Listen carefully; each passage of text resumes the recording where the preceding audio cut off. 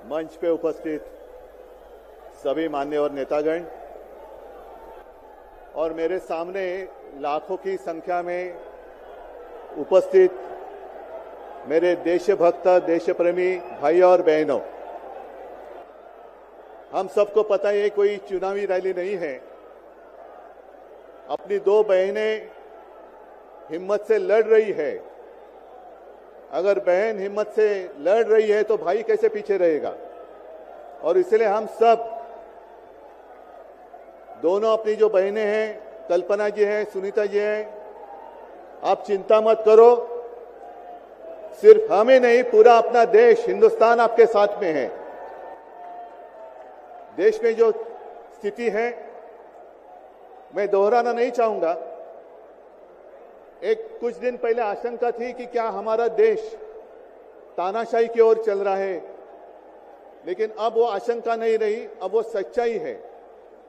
अगर बीजेपी सरकार को ऐसे लग रहा होगा कि अरविंद जी को अरेस्ट किया, हेमंत जी को अरेस्ट किया तो लोग डर जाएंगे, लेकिन उनको आज तक पता नहीं, उन्होंने अपने देशवासियों को कभी पहचाना नहीं।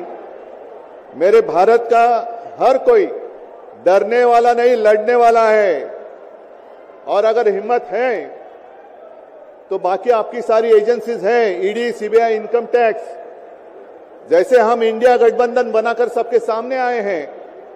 अगर आप में हिम्मत है तो बीजेपी को मैं कहता हूं, चुनौती देता हूं कि बाकी सारी लोगों को छोड़ दो, आप सीधा आपके बैनर पर लगा दो कि बीजेपी के साथ जो 3 साथी पार्टी है वो ईडी, इनकम टैक्स और सीबीआई है। लेकिन अब समय आया है, कितने दिन तक हम उनकी आलोचना करते रहेंगे। अब तो उनका सपना ऐसा है कि 400 पार। मैं पूरे देश को आह्वान करना चाहता हूं कि एक व्यक्ति और एक पार्टी की सरकार देश के लिए खतरनाक हो गई है और अब वो समय आया है कि एक पार्टी और एक व्यक्ति की सरकार नहीं चलेगी। पूरे देश को मैं आह्वान करता हूं कि हम सबको अब चाहिए, मजबूत देश चाहिए और मिलीजुली सरकार हमें लानी ही होगी।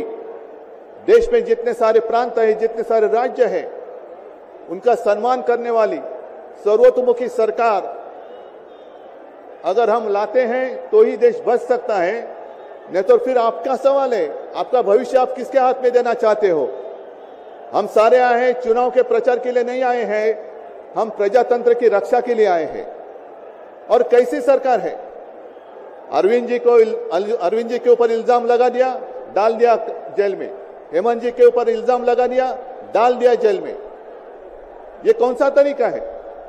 इनके पास जितने सारे लोग हैं, मैं आपके सामने आने से पहले कुछ पत्रकारों के साथ वार्तालाप कर रहा था और उन्होंने कहा कि उद्धव जी अब उन्होंने इनको साथ में ले लिया, उनको साथ में ले लिया।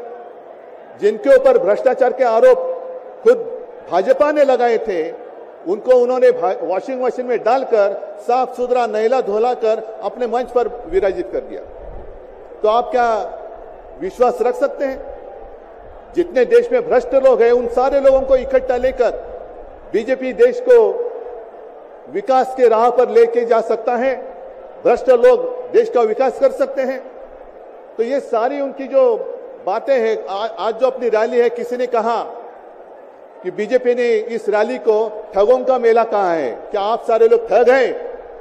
मेरे देश के वासी, मेरे देश प्रेमी लोग क्या ठग हैं। ये तो भ्रष्ट लोग हैं, भ्रष्टाचारी लोग हैं जो भाजपा में है, जुमलेबाज लोग हैं। और मैं ये भी जानता हूं, मुझे याद है कि कुछ दिन पहले उत्तर भारत के सारे किसान दिल्ली आना चाहते थे, नहीं आने दिया। उनके जो रास्ते थे उसमें खिले डाल दिए, उनके ऊपर टीयर गैस छोड़ा, लाठीचार्ज किया।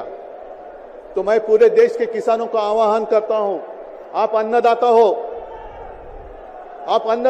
अन्नदाता देवो भव हमारी संस्कृति है। जो सरकार किसानों को आतंकवादी मानती है और जो सरकार किसानों को दिल्ली आने से रोकती है, तो पूरे अब समय है कि पूरे देश के किसानों को आतंकवादी समझने वाली भाजपा सरकार को दिल्ली आने से रोकना होगा। जैसे आपकी राह, उन्होंने आपके रास्ते दिल्ली आने से रोकी थी, वैसे अब किसानों ने बीजेपी को दिल्ली आने से रोकना ही होगा। और एक नारा जो मैंने मुंबई में दिया था, वो जो कहते हैं कि आपकी बार 400 पार। मैं आपको आह्वान करता हूं कि जहां से आप आए हुए हैं आप जाओ, अपने घर पे जाओ, जहां भी जाएंगे गांव में जाओ, लेकिन एक नारा आपको देना होगा तानाशाही के खिलाफ। अब की बार भाजपा तड़ी पार, अब की बार भाजपा तड़ी पार। और ऐसे तानाशाही करने वाली सरकार अब हम दिल्ली आने नहीं देंगे। यही शपथ लेकर आगे हमें जाना होगा। और फिर से एक बार सुनीता जी, कल्पना जी, आप चिंता मत करो, पूरा देश आपके साथ है। आप लड़ाई जीतेगी और हम सब लड़ाई जीतेंगे, प्रजातंत्र जीतेगा। जय हिंद, जय महाराष्ट्र।